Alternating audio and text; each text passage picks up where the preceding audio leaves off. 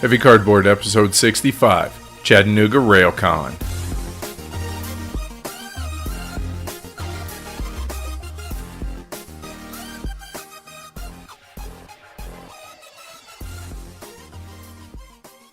Hey y'all, so a few days ago, Edward sat down with our buddies Paul, Chad, and Tony to discuss their experience at the Chattanooga Rail Gaming Challenge, which is the yearly 18XX gaming convention. I set this one out, but the guys had fun talking about the convention, how much fun they had, and all the 18XXs they got to play while there. Enjoy! Hey y'all, it's Edward, and I am happy to be joined because this is the first time in memory that I've actually gotten these two in the same spot. Tony Fryer, who, used to co-host the show, and our good buddy Paul Chad, or Chad Cook. The reason I have you guys here, as you guys know, is we want to talk Chattanooga a little bit. The convention, the train game convention that just ended last week that y'all both attended and that I want to go to. So off you go. Go for it. Yeah, the 21st annual Chattanooga Rail Game Challenge was my first annual Chattanooga Rail Challenge. Which I'm sure it's first of many to come, knowing you. Absolutely, man. It was really, really stupendous. It has to be an annual tradition for me now. Much to my wife's chagrin. When I got back, she was, I don't like you gone that long. I'm like, well, you better get used to it every January. Or she could come to Chattanooga with you. Nah. Okay, no. There's not much to do there other than play rail games. And I have a very similar opinion, just one additional year, and that I've known of Chattanooga for about 4 or 5 years and considered going, and finally attended last year for the very first time, and am committed to returning annually for the foreseeable future. Well, it's hosted by Mark Derrick, notable 18XX designer, and he basically started it, if I'm understanding, kind of like how HeavyCon started, just wanted to get some dudes together, right? I don't know the genesis, but he's certainly been a train gamer for a long time, and I'm sure wanted to get people to come to Chattanooga and play train games with him. And now, as of this year, 90-plus people oblige. Yeah, 90-plus people, and I think about at least 80 of those people were there to play 18XX games. There were some Puffing Billy guys going on. Which is not much crossover. Ticket to Ride stuff, and like Crayon Rails and stuff like that. Yes. Union Pacific. Train games of any variety. Right. Railways of the World, etc.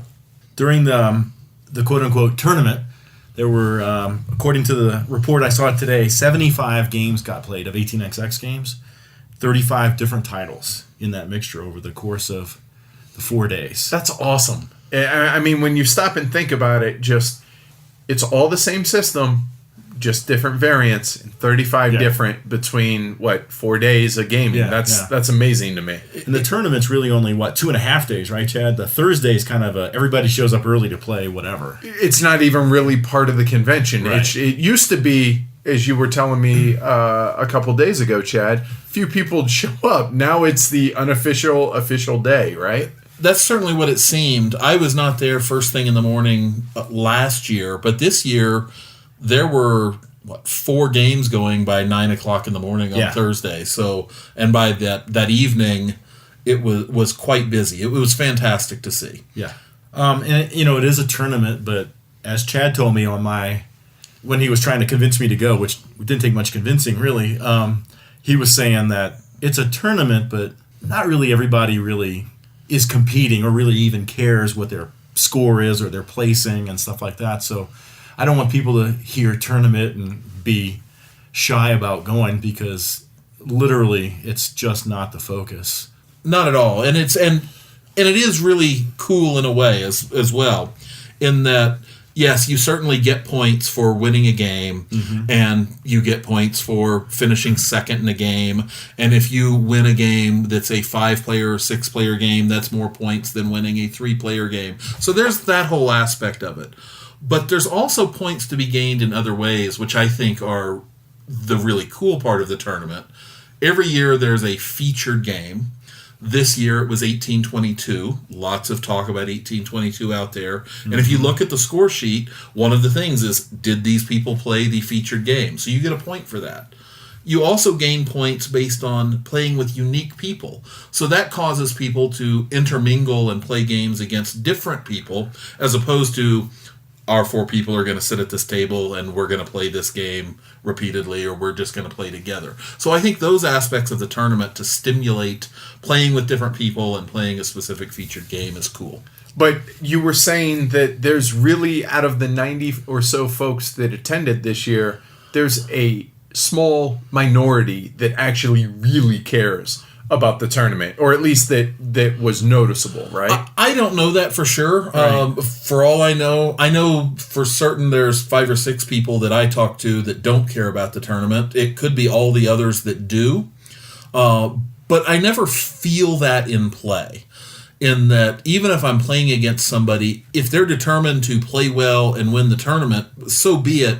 But I don't ever sense that, in that it's I didn't ever get any mean play, as an example. Nobody ever once mentioned the tournament other than the directors collecting score sheets to me. Cool. So so it's not one of those things to where, like, no, you don't lay your tile like that because I'm trying to get points or anything like that. It's Correct. totally just a bunch of people sitting around playing train games. Absolutely. Cool.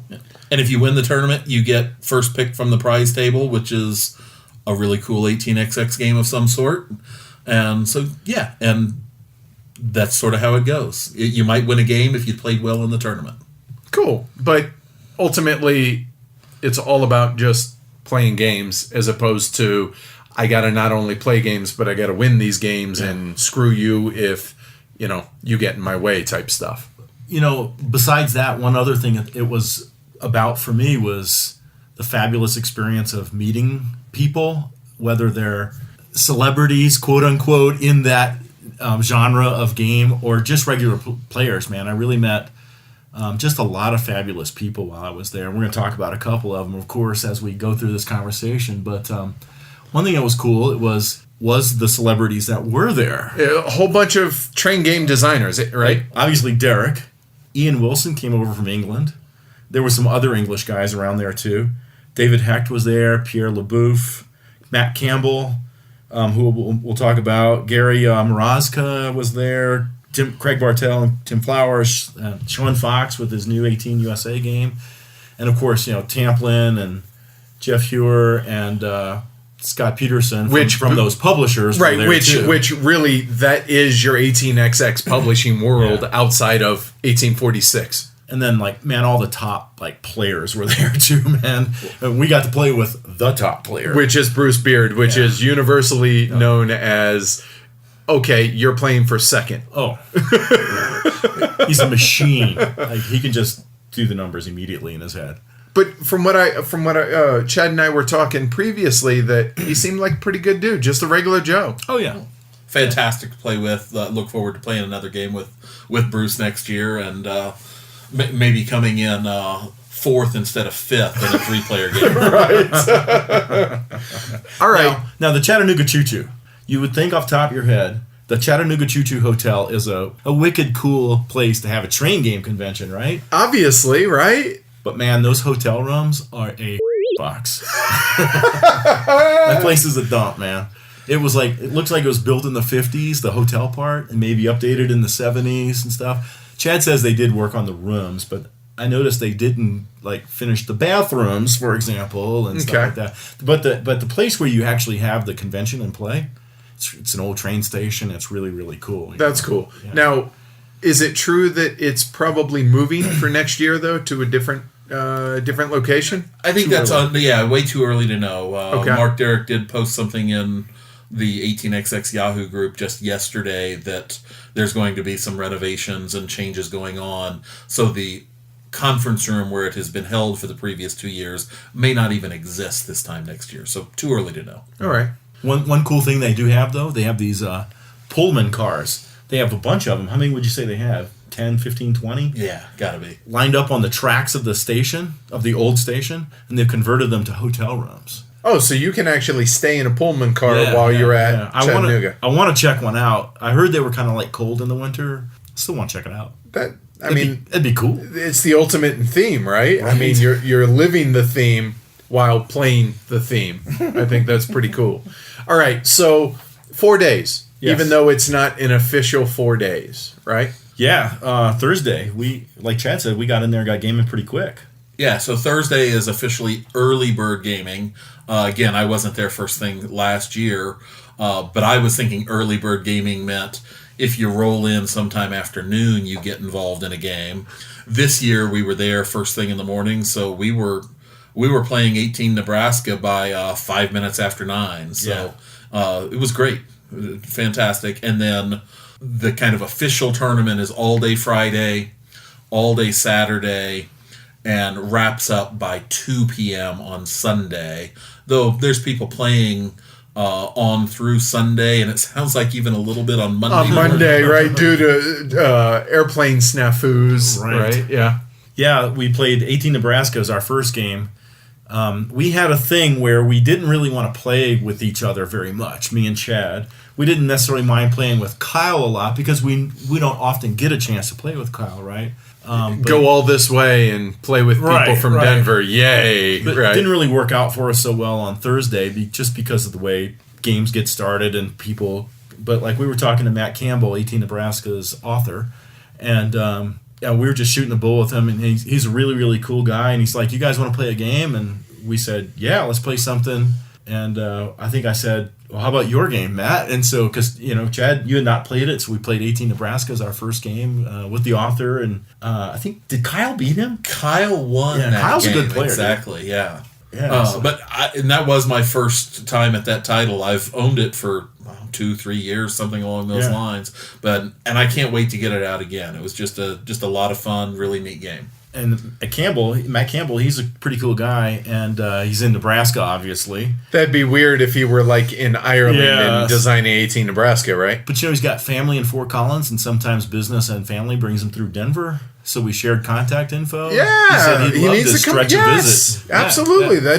That'd be very cool. Yeah, so that'd be really, really cool. After that, again, everyone really liked Chad, so I didn't want to play very many games with him. Well, obviously, who does? I mean, seriously. But we grabbed a stranger. We kept Matt around. We grabbed a stranger, George from Memphis, and we played a 5-player game of 1861 next. How'd that go?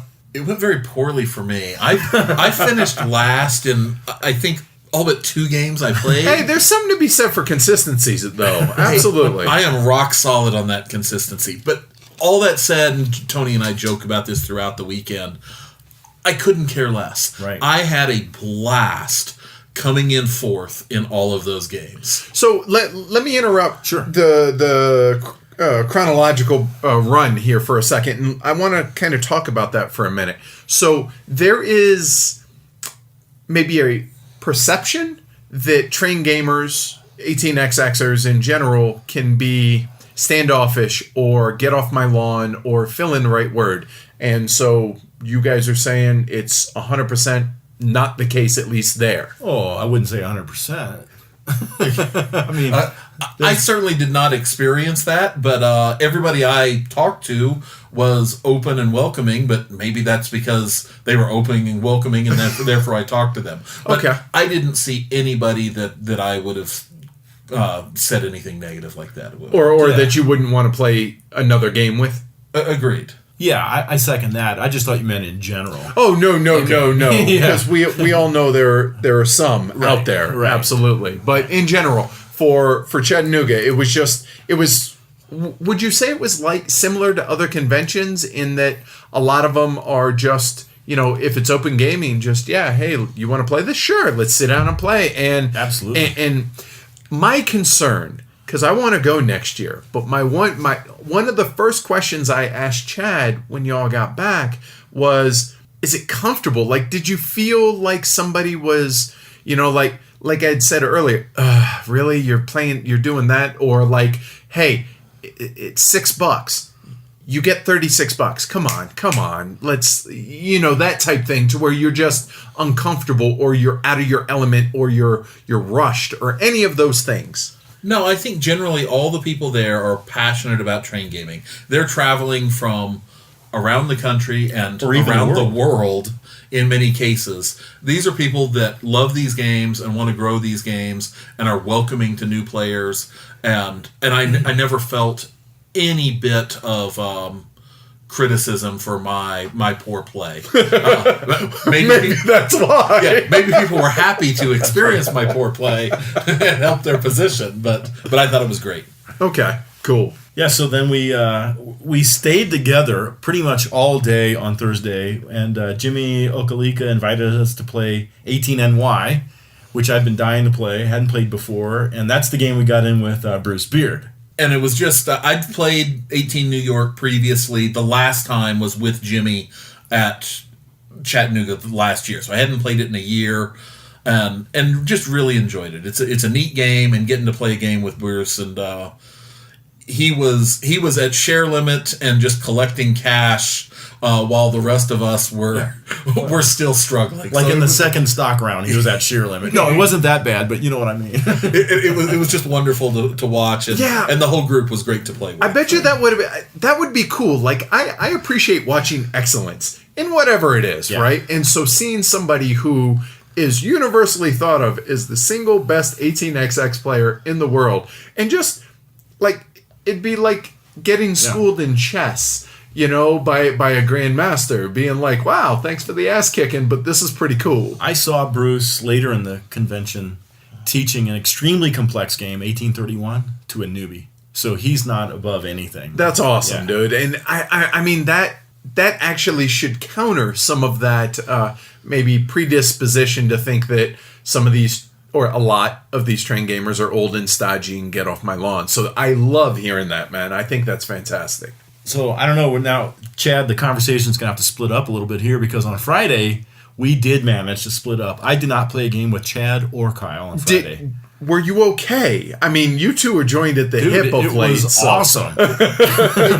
it really was. I can take it to start. So, go. Right off the bat on Friday, I played 1761 Canals to Rails, an Ian Wilson prototype. Which when you mentioned that to me, I was like, so it's Brass, the 18xx game, right? It kind of is. It kind of is. So yes, without getting too into the details of the game, I'd say those canal companies work the way miners do in many other games, in that you run them for, it was a set number of rounds. I want to say 5 or 6 operating rounds. And then the railway age starts.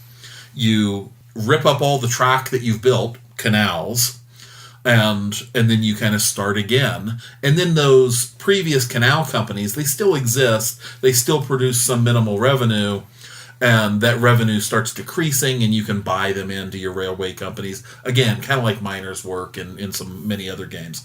But I thought it was a really fun game. I had seen the game listed on 18xx, so was interested to play it. I tend to like Ian Wilson's game designs anyways, and was great to get to play with him and get a chance to play that prototype. Very cool. How about you, Tony? I went into the con with 2 games on my list that I must experience while I was there. And let me see if I can guess what they were. Okay. 18 Ireland. 1. 1834. 2. All Not right. necessarily in that order. Okay.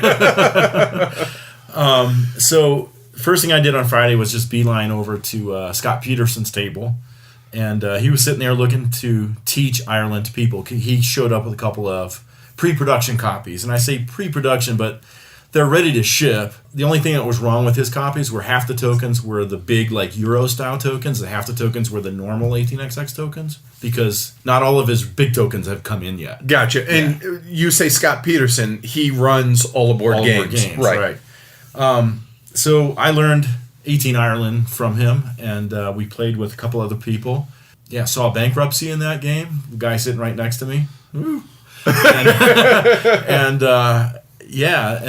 I really like the game. I played it again. I'll talk a little bit about it here in a sec when Chad talks about his next game. But like first thing though is like Scott Peterson was probably the nicest person I met at Chattanooga. I mean, guy's just a gracious guy, very kind guy. So, and good player too. So we're gonna have a ball with him at Heavy Con. I can't wait. I was gonna say every interaction I've had with him when I was muling copies for customers or for fans, whatever, over to Essen, his interactions with me have been nothing but great. So I'm excited to finally meet him and probably get my butt kicked at 1 or 2 18xx games that weekend as well.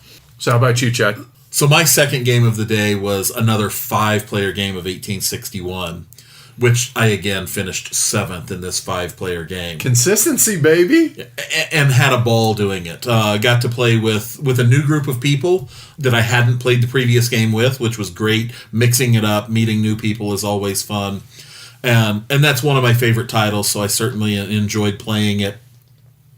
And the play in that particular game did get quite aggressive. There were a couple of tile lays early in the game that cut off a city from one player even being able to get a run, and that was probably the most attacky play that I saw throughout the weekend. Okay. But even then, everything was all good-natured and good fun. Cool. My second game on Friday was, again, 18 Ireland. I've heard about this game. Yeah, I really, really dug it. And No, I mean this particular play of this game. You've heard about my third play. Oh, but we'll get to that when we talk about Saturday. No.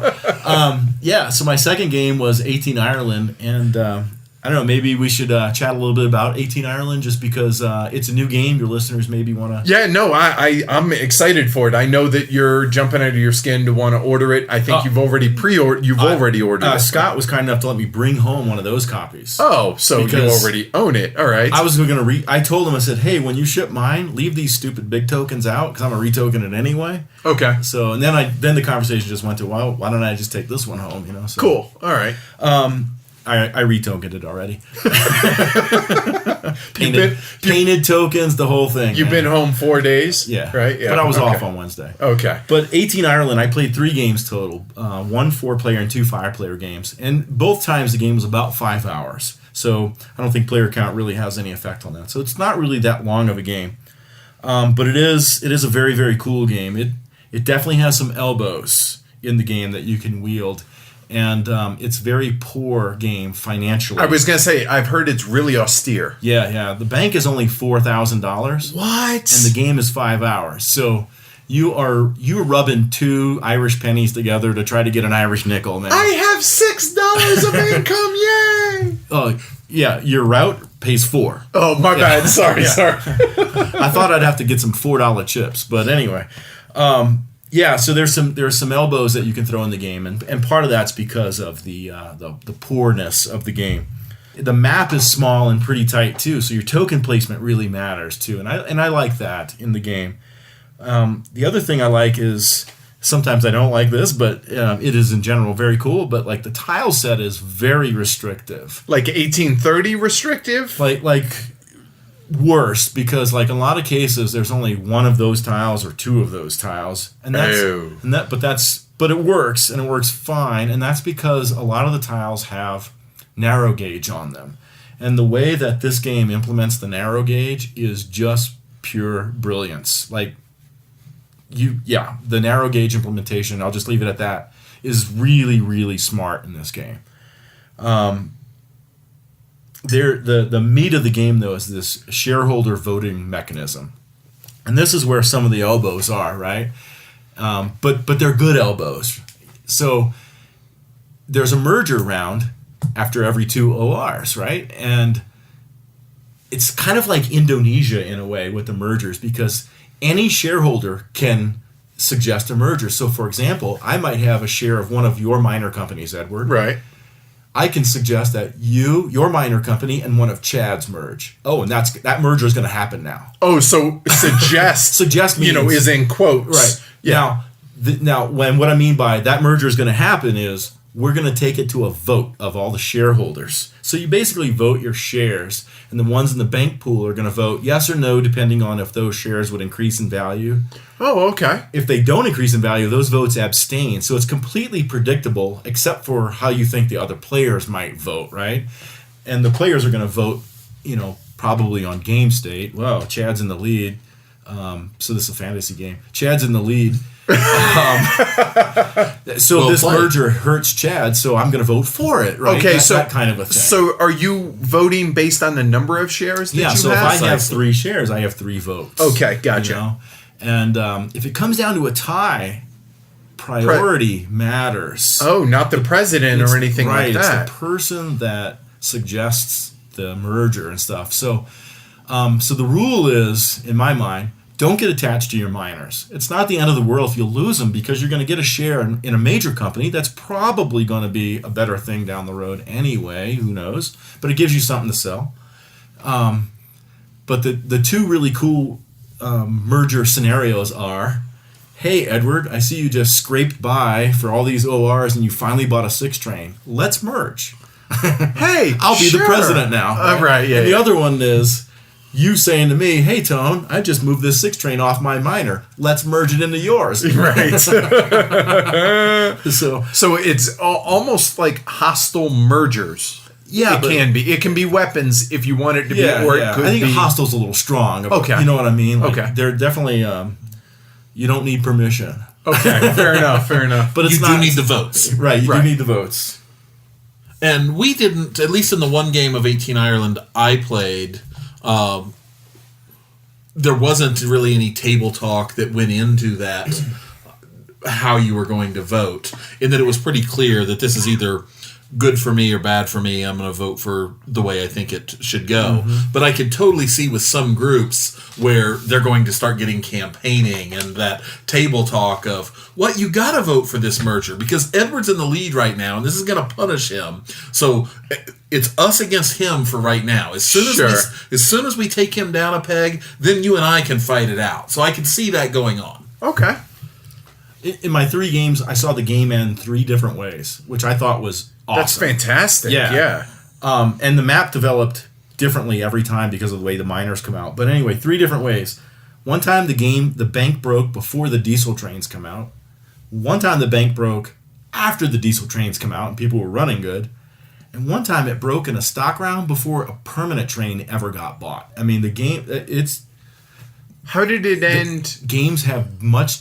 Each game has a very different character, it seems, just based on the privates that are out, because there's a variance in the privates that come out, and then the way the miners come out. I like that variation. Cool. How did it end in the stock round before the permanents came out? How does that scenario play out?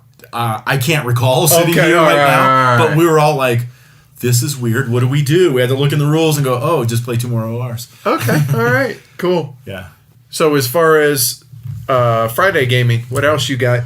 That was it. So, that's another thing that I'll mention just in general is, as part of the tournament, there's 3 time slots. So there's an 8:30 start, and I think it's officially a 1 o'clock start and a 7 p.m. start.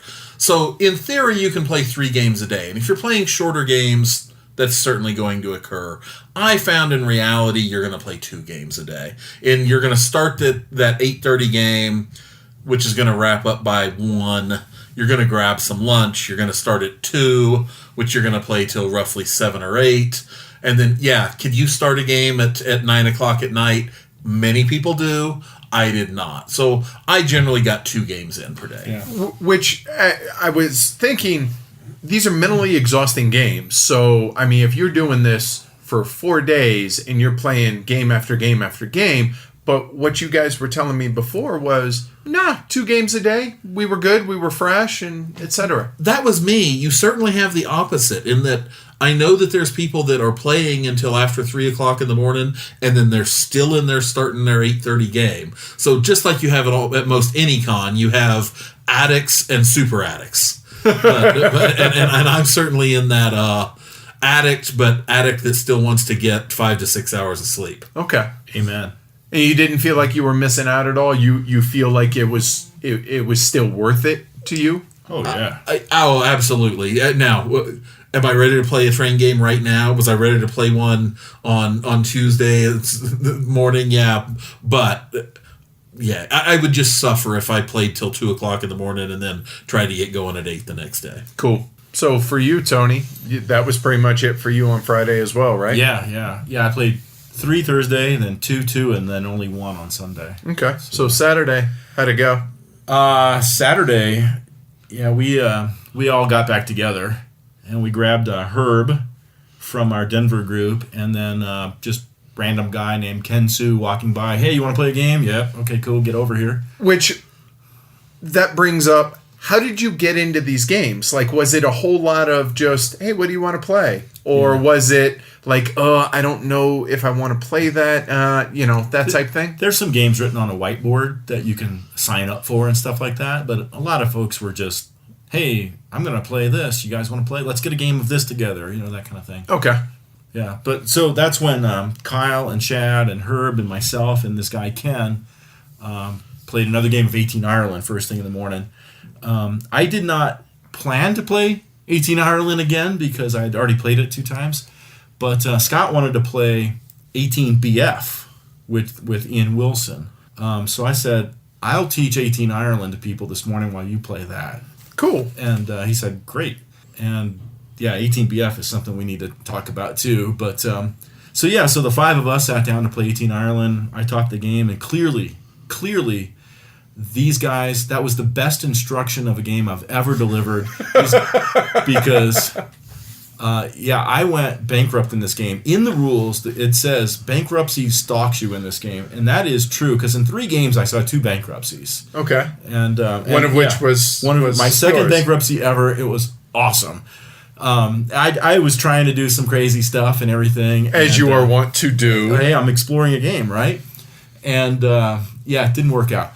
And I went bankrupt in that game, but had an awesome time playing it with these guys. And Herb's got a little bone in his, in his mind. He's got a bone in his mind that he loves the little devious stuff that you can do. It really is a cool game. I'm obviously I'll end up with a copy sometime in the next several weeks anyways, but I'm glad that we've got a copy in the group already. Herb lost to Kyle by 3 pounds, not $3. Wow. And it was tight. Yeah, very tight, very tight. It was and such a cool game and fun game. Does bankruptcy end the game? Nope. It does for you. You go watch TV. You and your tokens go away. All right. Yeah. Okay. So what for you after that? After that, and again, kind of the nature of the way games start and form. While Tony and I had wanted to not play games together throughout the weekend because we did the Ireland game together and then went to lunch together, we ended up playing another game with largely the same group. We played 1824, the smallest of the Austrian games. By O&O, right? By O&O, exactly. Which Tony and I had played previously just a couple months ago even. Right. And I had even played in the past, but had almost no recollection of it. So for at least the first 10 to 20% of the game for me, I was trying to figure out exactly what am I doing and why would I do that, etc. But then it all clicked. And a really cool game, and it's very fast. I mean, yeah, the game plays relatively quickly in 3 hours or so, but you just feel the game moving forward at a very rapid clip and rapid pace. It is not a game that you feel any downtime or any of that. It was a lot of fun, and that was so the previous 18 Ireland we just talked about. That was one of the couple games that I didn't finish last in. So I returned to my excellent form in 1824 of finishing last. 1824 is like the best one I played. I think was I second or third in that? I can't remember. And I don't care. I think you ended up second, actually. I don't remember. Yeah. I love it. My first play of 1824, like you alluded to, I was like, whatever, okay, this is kind of cool, but I really dug it this time. Maybe I just understood a little bit more going in later into the game, or something like that. But I was like, okay, I really like 1837, which is a leisurely stroll through the trains, but if I don't have time for that, 1824 is an amazing alternative. That's a game that needs to get reprinted. So compare that to 1857. Is it similar as far as, because you said it plays in about 3 hours, right? And the way the trains go through, this isn't so much of a leisurely stroll? Or 57, the Winsome game? Yeah.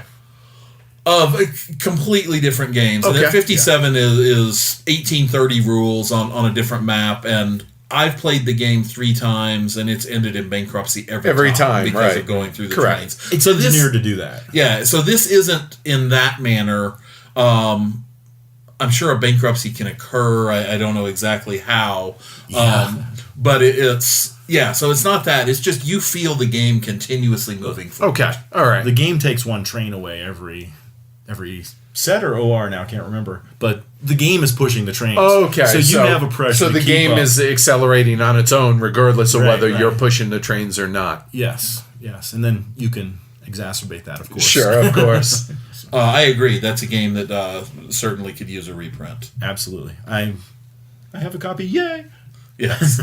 Which means Denver has a copy. Yay. Oh, no, we have many. Right, well, no doubt. And No. one thing I should have said when I introduced you, I mean, I assume that people know who you are, but Chad he has just about every 18XX game in existence. Just about, right?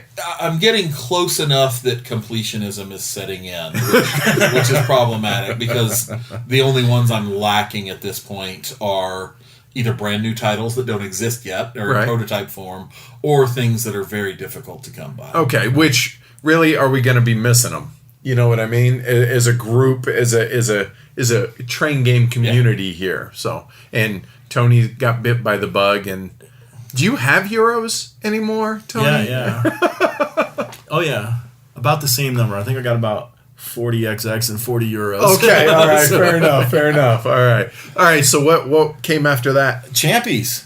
We went for fried chicken. Fried chicken. You guys were telling me about this, right? It was good. So if you're in Chattanooga, go to Champies, get the chicken, get the green beans. Ah, yes, I've heard good things. And the other thing that happened was Tony set us up for our Sunday morning game before we left for Champies, talked to John Tamplin, who had the prototype of Tom Lehman's 1834. John Tamplin being the head of Deep Thought Games. Yes, correct.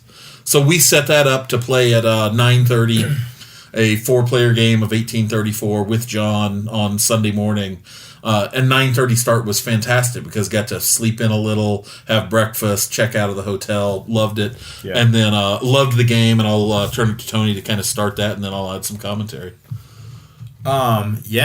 So 34 was definitely like the top game on my list and your list that we wanted to experience there. We had we played 46 again recently, and we're like, wow, man, this is a really, really good game. So many games to play, but we'd like to play it more, and we even played the 2-player variant. And Tom Lehman, the author, has been chiming in on BGG threads about design things, and we've read some other things about 1834. So all of this stuff was floating in our head, and got to understand some of the things he was writing about his design motivations in the games. And so we're like, man, when we get to Chattanooga, we gotta get to play 1834 and see what that's about. And Chad, I think you were telling me that Tom Lehman's been working on 1834 for 20 years, and 1846 actually was a baby hatched out of it. Yeah, I think that's in the 46 design notes, actually, because I'm not sure where I would have come up with it, though we did talk about it with John Tamplin a bit, that I think that... So he's been involved in the 34 project, I think, for going on 10 years. Right. But yeah, I know that it predates 46, so I think it's 20 years or so. 46 was originally published in 2005, I believe, so I think it's 12 years old. And the whole reason, honestly, that it's been 20 years or so in the making is Tom would rather, make money, right? He's got paying jobs. Right. That race for the galaxy thing and all that. The 1834 is the 1846 system, but there's some more meat on the bones, and that's kind of how I think about it. It's a little bit richer of a game than 1846. And it's got ferries in it that you can add to your routes. It's got some different east-west bonuses. The east-west bonuses in 46. These are a little bit different. They're a little more complicated, but they're very, very cool. So there's a few more bells and whistles. But they add to the game. It's not just Chrome for Chrome's sake. Absolutely, I think it does add to the game a lot because the way that let's just call them the end-to-end bonuses. The way that they work in this game is early in the game, you want to connect Boston to Montreal because that's the way goods were running. And then later in the game, New York becomes big and Montreal becomes lessened. And so you have this tension of I need to build this way now to make money, but I really need to like keep an eye on what's going on over here and how that plays into your decisions in the game, of course. But 34 is going to come in. It's going to come with two styles of play. You can play 1834, the standard game, which is basically, my impression of it is, we did not play the standard game. It's going to be 1846 with the ferries and the different route bonuses that I just talked about, right? So it's going to be 1846 with a little bit more stuff to it. And then the other way to play is the takeover game, which is what we played. And the takeover game is really good.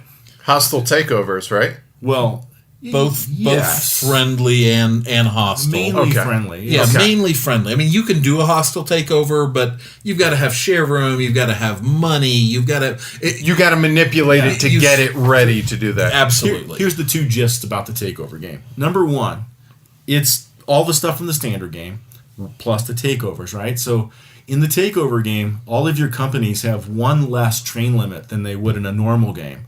So when we get down to like the permanent trains, your train limit's 1.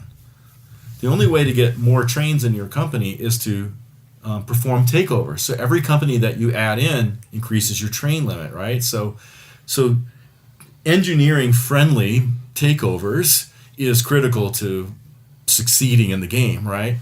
But the way that you can do a hostile takeover is the opponent's company must be quote unquote vulnerable. And that is to say they either don't have a train at the time of the merger round or they have a train that has been wounded. Because, in 1846 and 1834, it's a slow rust, right? Right. You get to run it again, right. So it's quite easy to, in most situations, to avoid that, right? So you don't have to be in a situation where the takeover is hostile. You and I can always do a friendly. Sure. Should it benefit one of us or both of us or something like that. But typically the friendly is going to be between my companies. Right, yeah. You have two companies and, oh, hey, I'm going to take over. And what it does is really cool, in a really cool way, it just models sort of this, like, how companies grow up. I'm going to eat that company, right? It's like you get a family tree of your companies during the game. And it was really cool. It very does model it in that you can either exchange shares or exchange cash. And that does make it very challenging in that you can still only end up with a maximum of 60% of the new resulting company. So in one case, I did a friendly merger. So I had 4 shares in my good big company. So that meant I could only have 2 or the presidency of the other one, which therefore I had to start that company and leave it pretty vulnerable with only owning the presidency. But on the other hand, I didn't have enough cash to pay myself for those shares. So you can do it either way, and it was really cool. Yeah, it really tells a good story about the growth of those companies. And the other important thing about the mergers in the takeover game is that your company only has 2 tokens. So you need mergers to get more tokens to be able to too, So, and most of the companies are historical. There are 5 non-historical companies in this game. There was one that you had tweeted out a picture, right? Chad, it's your favorite. My new favorite railroad name, the Uncertain Prospects Railroad.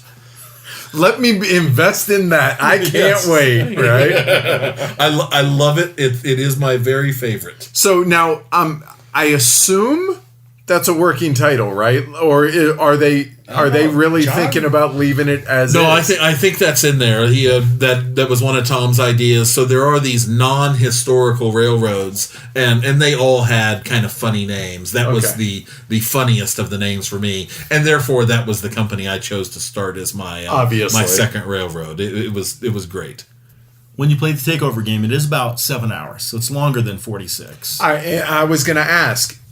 Obviously, 46 is the hot title right now for just expanding the hobby with GMT's new publishing of it. So, since you guys now have played it, granted, it was one play, I get that. If somebody is out there thinking, okay, I just picked up 46, do I also need 34? What would you say? I think the game is going to sell exceptionally well. Mm-hmm. If you have 46, do you need 34? I think it's a great stepping stone. So I've played a lot of these games. We played the Takeover game, and I enjoyed it immensely. And it was really later that night that we were sitting around talking, and I really kept thinking about the game and going, what's really neat about this is going to be that 2 games in 1 box type of a thing, and that the basic game or the standard game will certainly be 46 on a different map with a little bit more chrome. And I could be happy playing that for eternity, maybe. But in reality, maybe you play that a few more times, and then you play this Takeover game. And the Takeover game certainly adds a lot more interesting decisions and complexity to it. I think this will be a hit. I think it's great. Yeah, Tamplin better hire some people. You think it's going to do that well, huh? Yeah, it could. Cool. Yeah. That's awesome. I mean, I love the fact that, again, you look at what GMT did and you look at how many copies they're selling, and people left and right are starting to get into 18XX games. I mean, that's the whole reason we're sitting here doing this, right? Right. So something happened in that game, didn't it, with this is all me. This is my favorite line of the weekend. Maybe my favorite line in all of gaming, and I can't wait to use this. So let me set it up for you. As Tony sets it up. So I had when you get to the brown trains in 34, as every time a company merges, one of those first permanent trains goes out of the game. I had not recalled that. minor oversight. And so, I don't know, Chad or John, somebody did a merger, and they took a train away. And I'm like, I should have hoarded, because there's going to be another merger, and I'm not going to get one of the cheap permanents. And so what I did during a stock round is I started another company just to set it up. So I only had the presidency of it, and I was just going to have it take over my other company because it had money. So when I operated, I moved around money and trains and everything because I knew that company would be vulnerable. But here's the thing. John had 2 companies he needed to merge, and Kyle did too. So I was like, all right, if they do their own thing, I'm good. So let's see what happens, right? Because it ain't going to get better not doing anything. Sure. So I started this company, and we come to the merger round, and Kyle's like, man, I really want to do this, but your company looks better, Tony. I'm going to merge with yours. And it was vulnerable because it had a wounded train on it, because I had already switched trains and moved money just in case. And that jerk paid me in cash instead of shares. So it kind of sucked. But so anyway, long story short, all of a sudden, a couple of trains later, my loan company was trainless, staring down the barrel of $1,000 permanent train. So Tony's over there kind of crying in his beer a little bit woe is me. No! This sucks! Oh my God! And John Tamplin looks over at him and says, "It could be worse, Tony." Tony says, "How?" John says, "It could be me that has to come up with $1,000 out of pocket for that permanent train." It was really cool. It cost me $109 out of pocket, but it still sucked. Right. Awesome. So ultimately, though, you think because 1822 was a big hit last year. Yeah, and we didn't even play 22 at the con. Well, we've played it a number of times here locally, so I'm assuming you guys wanted to try games that you either haven't played or don't have access to in general yet. Yeah, I think that was a big aspect. I like 1822 a lot. I certainly would have happily played that game there. It just didn't occur. Okay. Yeah. So 1822, the big hit of last year, and if 34 does come out this year, again, 20 years, in theory, it's supposed to be coming out. You think that's going to be the next it game? I don't know anything about the timing of it. I mean, the game certainly appears to be well refined. I know that there's still some work on the rules. Want to put in some many specific examples on some of the bonus routes, etc. Yeah. So whether it comes out in 2017, 18, or 2038, I expect that it's going to be a big selling game whenever it comes. I know I'll certainly be in line for one. The art's ready to go. I mean, the game we played on, except for it being unlaminated, was production-ready artwork and everything like that. It's just like Chad said, Examples and the rules. Tom's a technical writer, so I'm assuming that he really wants the rules to be perfect. He did a pretty good job with 46. So Agreed. Fantastic game. But it'll be coming. Cool. So that was pretty much it at that point, right? Yeah, we ended the weekend by going to Chili's. Me, Chad, and Kyle. We didn't start out going to Chili's because there was this little pub we wanted to go to by the hotel. But, man, it even had a British flag painted on the door and everything. It's going to be, all right, this is going to be cool. But we walk in there, and Chad's like, I said, do you smell cigarette smoke? I'm like, yeah, look right there. These people are smoking. You can smoke. I guess in a 21 bar, you can smoke. And so it was god-awful. That's how crazy is it that we've gotten to the point now to where, 2015, 10, however many years Wouldn't ago. have thought anything about it. Right, but nowadays, snobs. We went upstairs to see if it was better up there. Halfway up, Chad's turning around saying, back out. So that's how we ended up at Chili's. But, we sat in the bar and drank a bunch of beers and nibbled on stuff and just reminisced about the con and laughed and just that was a really fun couple hours there at Chili's with you guys. Oh, I agree. And this is I love this convention. I've been twice and had a great time. But I also enjoy the road trip aspect of it, of kind of the planes, trains, and automobiles thing almost, and that you're flying and then you get the rental car and you drive a couple hours to Chattanooga and you're meeting new people, or you're meeting people that you haven't seen in a year. So that whole aspect of it to me just contributes to it being a big event, and I can't wait till next year. Yeah, it was great for me to get out of town too and do so wifeless. A man should do this away from his wife once in a while. So I love my wife. It was good to be just hanging with the guys. Yeah, speaking of road trip, right? Hanging with the guys, though, how many female gamers did we have at the con? I think maybe 6. Jen came from our Denver I think it was group. more than that. I mean, I was like, yay, right on. So I think it was significantly more. There was at least 2 from the Cotton Belt crew in Memphis. Yeah. Maybe more than that. John's wife. I mean, there were several.